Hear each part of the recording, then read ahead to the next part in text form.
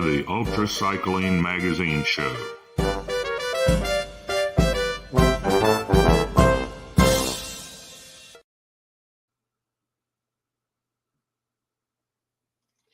Well, hello, everybody. It's another edition of the Ultra Cycling Show.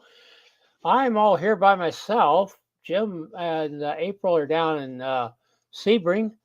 I thought maybe they could jump in here, but apparently not. And Joanna is not with us because she's got a meeting with the boss. Somehow that is taking precedence over being here on the show. I don't understand that priority, but that's it. And I don't not one to sit around and complain, but I've had one heck of a weekend, not only with the Sebring going on, but when I turned on the computer in my studio, I won't go into all the details, but I think that some of it is I must have a bad video card in my computer. Something screwed up. And so I'm here in Studio B, working on just one monitor, which is kind of a handicap for me in a way. What the heck? I did it for years with just one monitor. But anyhow, it's just one of those days. It's just two things after the next, you know? So, well, that's enough of me complaining here. Let's get on. Let's get on with things. We want to tell you that we're here because of all the wonderful people who operate our Race Across America time stations here in Ohio. Race Across America time station 41 in Oxford, 42 in Blanchester, and 43 in Chillicothe. And while we're here, we want to make sure that you follow us on Facebook and that you subscribe to us on YouTube. And while you're subscribing to us there on YouTube, be sure to ring that bell. And while you ring the bell, well, that'll give you a notification of any time we post something on YouTube. And that's probably about the only way you could be really assured you'll find something. Follow us or subscribe, but when you ring that bell, when we post something, you'll get a notice and you can decide what you want to do about it. So let's see. Another thing, I got to work from a piece of paper rather than a monitor here. Try to figure out what's going. If Jim were here right now, he would turn on the ticker to tell you. See how things go and everything's all messed up. That you can comment on Facebook or YouTube and we can respond to it here. I see we got some people watching out there. Thank you for being here. Hey, if you don't have a question or comment for this group, why don't you check in and tell us where you're from. And if any of you were at Sebring, I would particularly good to hear from you and get your comments as to what you thought of Sebring this year, how it went. We're going to say a little bit about that later on. Jim isn't here to give us a report on the race across the East, but that's still in work. I think maybe we're just about ready to close the registration on that. I'm not sure. Okay, turn the page over. Calvin's Challenge. We're now up to 18 people on Calvin's Challenge. That's good. And we're really glad for that development. This was the week of Sebring. On our show notes, you'll see something about that. You can follow us. We had, Mary Savage did the best job you could ever imagine reporting and following the cruise bike people. John, Laura Crawford, Jim and Maria Parker, and Lyle Larson. There may have been somebody else there. I don't remember. But anyhow, she did a wonderful job reporting on those. And I have a little report here from Jim Parker on what he thought about the new Sebring. And I just ran into Larry Osland and told him that this is a fantastic event. I love this. What's called Dwayne Palmer Loop? It is, yes. It's just fantastic. It's smooth. And it's 3.7 miles, I think. No traffic, no stop signs. It's just a wonderful place to ride. So the new bike Sebring is fantastic.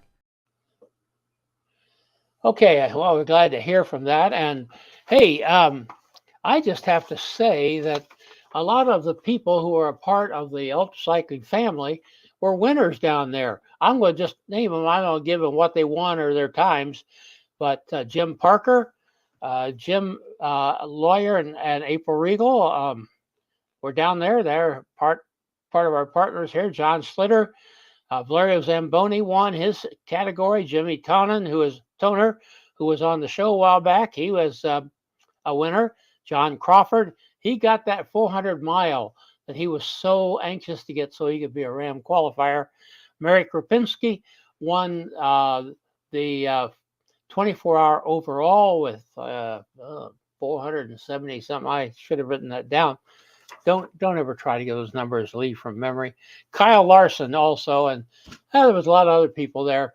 We're really tickled to death about how that went, and I think by and large, people liked the new Sebring. Like I said, if anybody out there is watching who were at Sebring, either as a crew person or as a rider, chime in here. Let me know how that goes. And then we want to talk about Cold Country Roubaix. This registration is growing there. They're now up to 68. Next week is Easter for Western Christians. People in the Eastern Europe and beyond have a different date, but it's Easter here.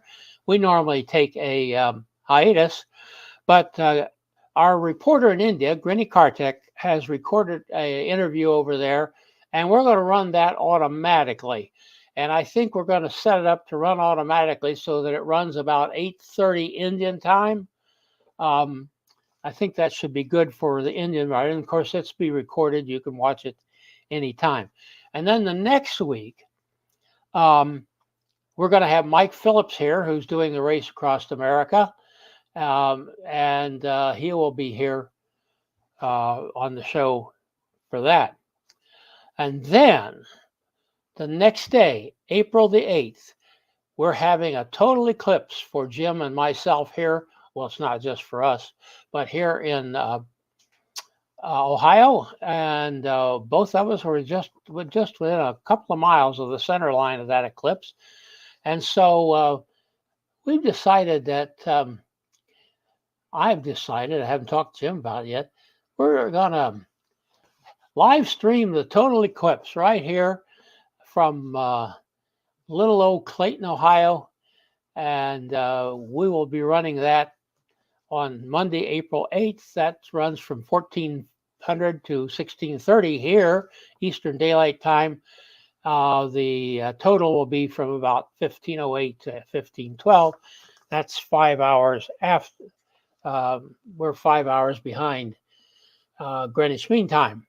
So we'll be running that just for something fun to do. And I don't think the reason we have Mike Phillips on the show next week has anything to do with the sun going dark the very next day.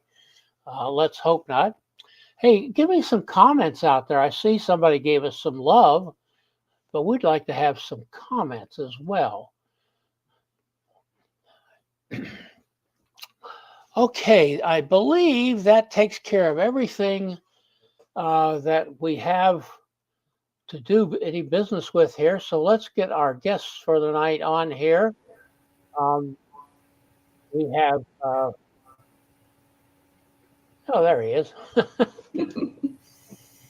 Let's get Jolanda Straathoff from Texas and Uli Muench from somewhere in the east. You told me once, but Wilmington, Delaware. And they are with Team Scorpion. How are you folks? Doing very well. Fantastic. And Colin here. Is it Colin or Colin? Colin. Colin. I thought, yeah, one else should be Colin. He is the crew chief for Team Scorpion. Glad to have you with us here. So why don't you tell me how you happen to get together as a team, how you know one another, what brought this all about? All right. Well, I'll get started. I met Colin like 3 years ago. I found Colin when a friend of mine and I we tried to form a team for RAM, a four-person team, and we were looking to recruit together. And a friend of ours introduced us to Colin. So Randy from Texas, from Dallas, Texas, good friends of Colin, they have done the race across the West together as well. So it all came together in 2021. We raced in 2022 with Colin, and that's how we know each other. And then Yolanda and I recruit for Colin when Colin uh, raced a race across America last year in a team of four and won the category. And Okay.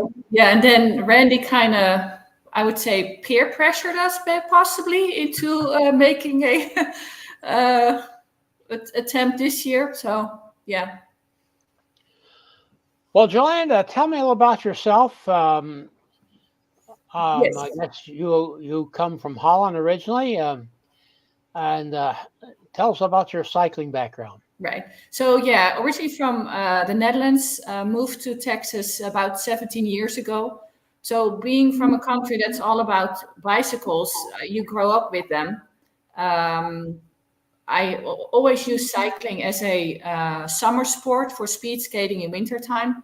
And then when I moved to Texas, it was kind of like, well, no ice here. So cycling became my main sport and started competitively in 2016, 2017 with just local road races and quits and there and so on.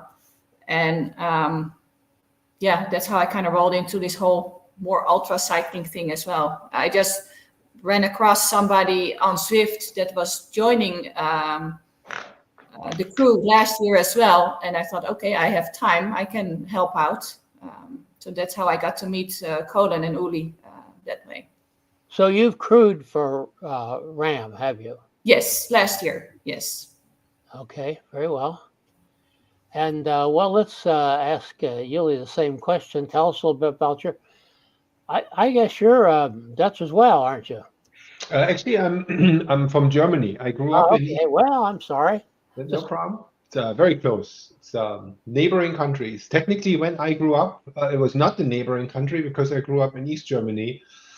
And when I was a kid, I was 3 years old and I knew I wanted to be a bike racer. And my parents got me a bicycle for my third birthday.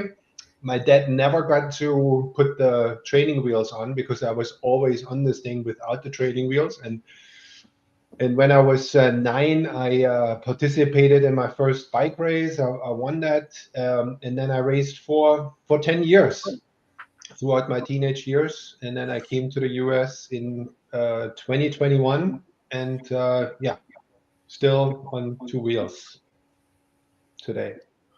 I didn't okay. come on a bicycle to the US.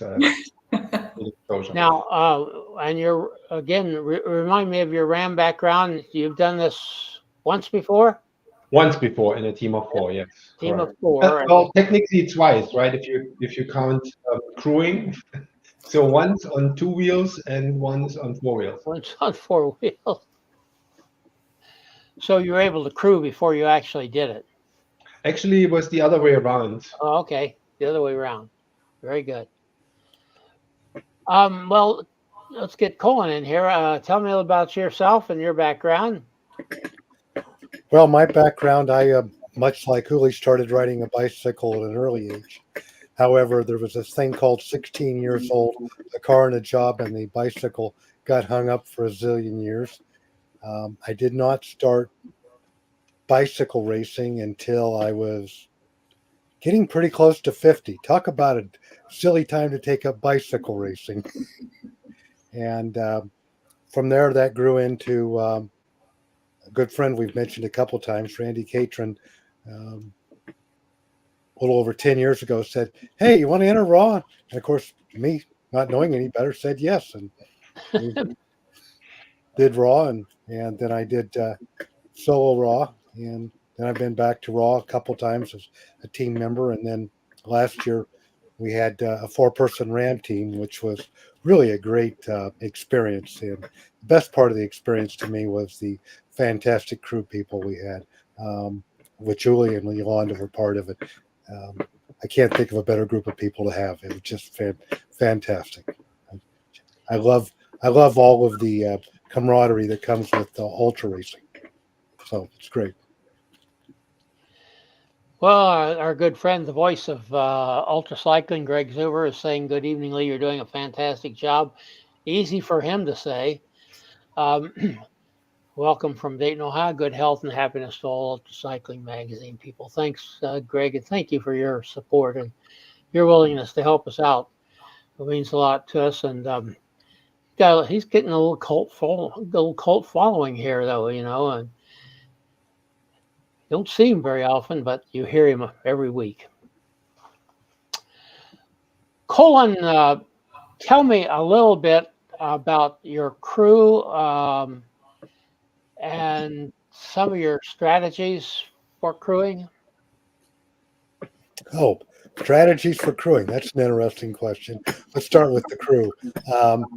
Our crew members are Randy Catron. He's been with us. He's crewed a number of times. Ram Raw, raced Raw a couple times. In addition, we have Carl, a friend of Uli's, who was with us in 2022. Great person. I really enjoyed Carl. Had never met him until 22. Fantastic. Yolanda's either current or former coach, Harry Kaufman, and your brother, Yolanda. And the key, I think, for crew is get people who are willing to do whatever it takes to succeed, easy to get along with, and are flexible. Now, I wouldn't use my fingers. I lost count of how many people. We're going to have a crew of 5. Crew of 5, and 1 or 2 vehicles. 2 vehicles. We'll have one follow vehicle for each of the riders. Oh, okay. That's an interesting approach. And so basically, we'll have 2 of the people, 2 crew members in each vehicle. We'll have 3 crew members in one vehicle and 2 in another. The idea is that the third person can get a little sleep and switch out with other people, or if somebody comes up sick or has to go home at the last minute, we're not wondering what are we going to do now. And, it never hurts to have a backup in a crew situation because it happens more often than you can possibly imagine. You've probably seen that yourself. Yes, we've had it happen. Okay. So let's get everybody back here. What is your strategy for handing off? I'm sure plans will change, but at this time, what kind of plan are you looking at for your exchanges? Are you speaking in terms of time frame? It'll depend time frame, and it'll depend upon the weather, time of day, and how the riders are feeling. Plan will be not to leave if one of the riders says, "Hey, I'm not feeling well," we'll get them off. We won't say, "Sorry, you're supposed to be out there an hour. You got to stay out there an hour." Yeah, won't do it to them. In the desert, when it's 115 degrees, we'll switch riders more often than we will at night. At night, the plan is to around an hour or maybe even longer, depending upon how the riders are feeling, to give them an opportunity to sleep. First night probably won't be a lot of sleep, so we'll keep switching fairly often. The idea is we want to switch often enough that nobody gets beat into the ground, but not so often that we lose a lot of time by constantly switching people. So we will shoot for a sweet spot. Okay, and I assume you plan to do this nonstop. Nonstop. 900. Well, how many miles is it this year? I know they've changed. It is 860. That includes a 20-mile transit zone. So there's about 840 miles of riding. Okay. So I think you're going to avoid that awful climb up into Flagstaff this year, are you not? Yes, that was a awful climb. Let's leave it at that. Yeah. Okay. So what's your goal? Let's get the writers up here. Oof. Let's Go as have it. fast as we can, right, Uli?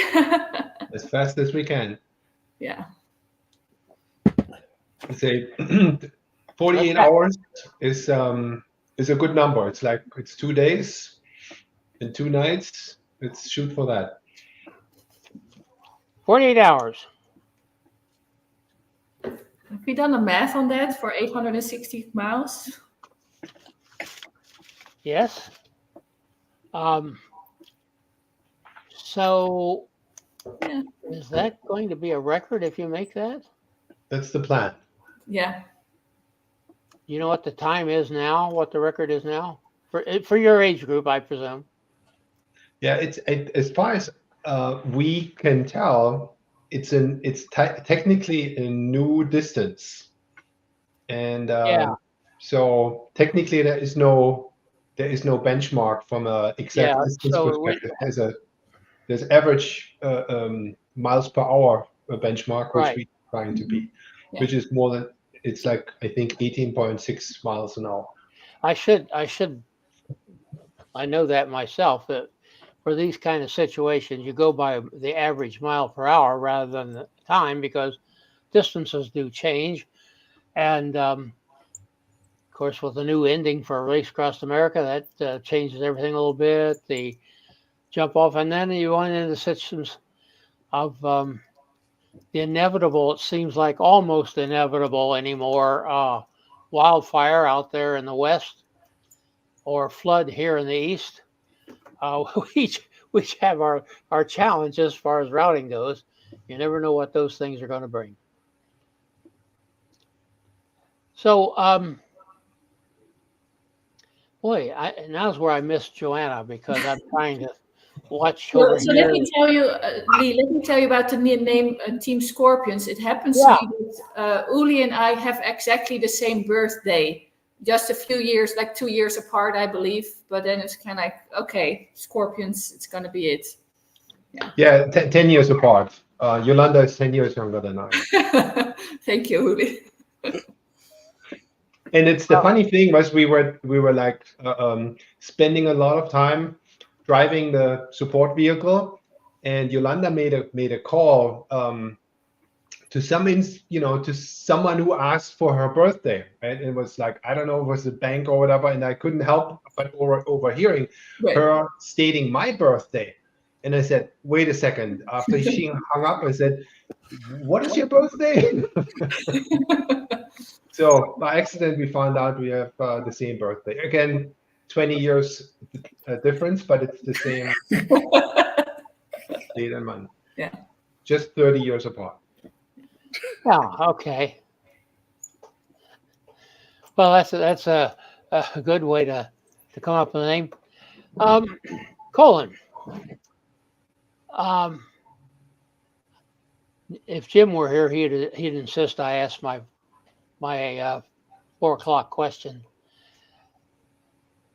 When you wake up at night and think about this, what comes to your mind? What do you worry about? What you keep rolling over in your mind? What are the issues that concern you most, that you think is going to be your most challenge?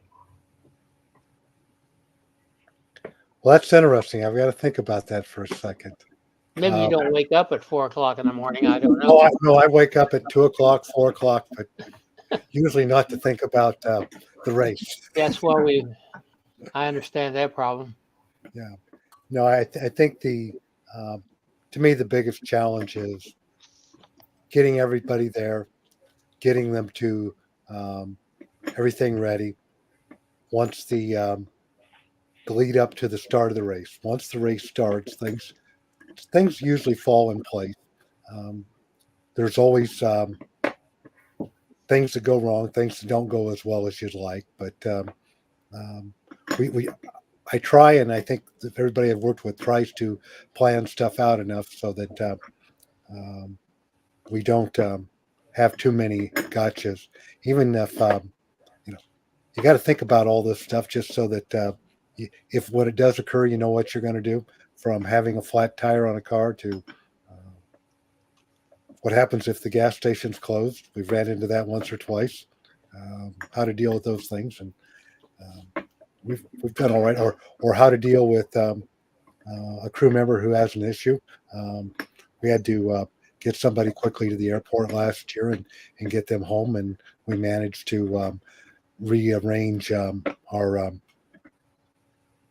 crew schedule and how we were handling support vehicles while that was happening, and everything works out because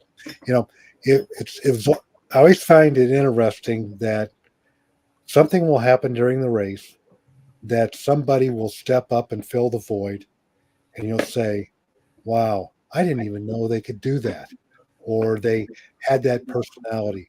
We have one crew member who's been with us multiple years, who's very quiet and unassuming, and we were in a situation where we needed somebody to take charge, and all of a sudden orders start flowing out of his mouth. Everything happens. Boom, you do this, you do that.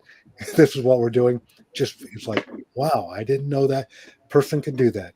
So I think we've been blessed with very good team members. What do you think about, Uli, when you wake up at 4? Maybe you don't wake up at 4, but what one of the things that's on your mind? I've heard they have a fantastic beer selection in Durango, Colorado. So we better get there soon. But Okay. yeah. I don't know how to respond to that particularly. Jolanda. It doesn't really keep me up at night, but I'm doing my best to get as prepared to the start line as possible as I can. So I'm spending a ton of hours on the bike at the moment, working with my coach Eric to get as good as I can get on June 11. That's not really keeping me up, but it's on my mind. Okay, very well. And I'm going to turn the ticker off right now because there's always a delay between a comment and the time it may pop up over here for me to see. But if you've got a comment from those of you watching, please put it in here just to say good wishes to these people. Or if you just tell us where you're from, how much you love the show. That always helps me feel good. And so, oh, see, it worked. Comment popped up. Well, it's Craig. Say, must have popped up on another service. Anyhow, so it is. Yeah. Thank you, Craig. That's wonderful. Well, listen, we're so glad to have you folks with us this evening. We wish you well on the race across the West. That's a toughie, and make no mistake about it.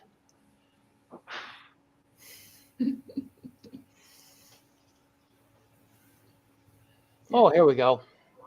This is a friend of mine. She's a friend of mine, good friend. One of your good friends. Okay, very well. Yeah. Well, Nina, glad you came in here. We appreciate that as well. Okay, everybody. Next week, we're not going to be here live. We're going to be recorded. It'll be a show from Grini Kartik in India. Another one of her wonderful interviews that she does so well. Here's somebody else. Eric Hoffman. Good luck, Scorpions. You will rock. I think I heard that name pop up before this evening, didn't I? Yeah. Yes, he's one of our crew members as well, and he's also a USA cycling coach, has his own company, and is also a sponsor of the team. And we also have Uli can talk more about the other company that's sponsoring us. Oh, yes, we didn't get your sponsor. I'm sorry about that. Let's do that now. Yeah, so thanks, Eric. Eric's a fantastic coach, and he can be found on Training Peaks for anyone who's looking for a coach. So go check him out. And then we also were happy to have the world's best property management software sponsoring us or helping us through the effort. It's Manage Casa from San Francisco, California, and rapidly growing software for property managers, for homeowners associations, for condo associations, and getting the word out, getting the brand out, and supporting the team here. Thank you very much. Okay, thank you, Carolyn, for jumping in here. Carl, good luck to the team. Great show, thank you. What? I see. Carl is one of our crew members. All of a sudden, they're just falling out of the trees. Good thing we didn't get stopped. Okay, let's get back to these comments. Okay, Carolyn is from my town, yeah. Texas. Nita had another comment. Nida? How many yes. Day are you thinking you might be riding per day? Well, during the race, it will be 24/7, obviously. At the moment, I'm doing about 15 to 20 hours a week. So, yeah. Okay, very good. Carl says he's hello from Glen Mills, Pennsylvania. And Randy, hi Randy, how are you? Good to hear from you. Ride safe, keep moving, you can do it. All right, I almost hate to close this up because all of a sudden we've got all kinds of comments coming in. Just wait a second here to see if anybody else shows up. Thank all of you for putting up with me tonight. Everything's been going crazy, and we just did the best we could. And we want to be sure. I already mentioned Grinny's going to be on next week, and then in 2 weeks, Mike Phillips will be here. The Race Crest West. Oh, here comes somebody else. See, I say there's a little delay.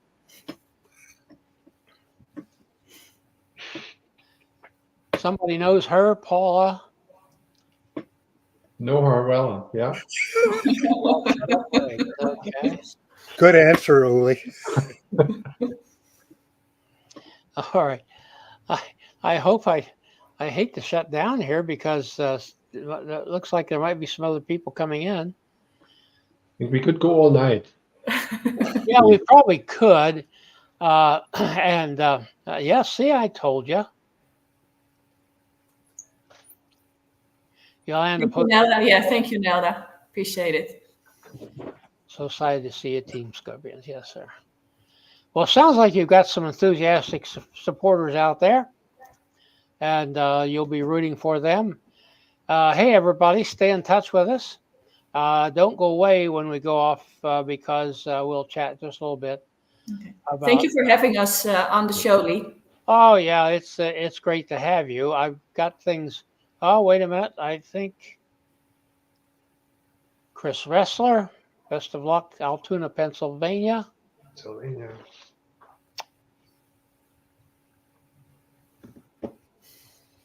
See, this happens all the time, and the other thing that happens, I've never found a solution for this.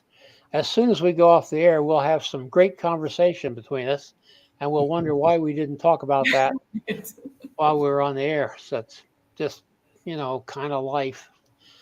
Maybe we relax a little bit and start taking life a little easy. So anyhow, and then the great eclipse is coming up on the 8th. And I'm not going to show the sun from here. I don't want to do that.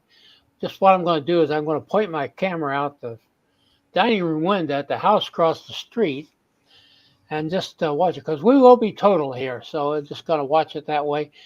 Jim might be doing something. I'll see if he's going to join me or what he's going to do. But that's going to be fun. It's Ohio, so don't expect it. You can watch it on television and probably see it better than here anyhow. They're talking about big crowds and all that kind of stuff. Oh, let's cut the chatter and get on here. Find Greg, and thanks everybody for watching. This is Gregory Zuber, thanking you for watching and sharing. Music by Kevin MacLeod.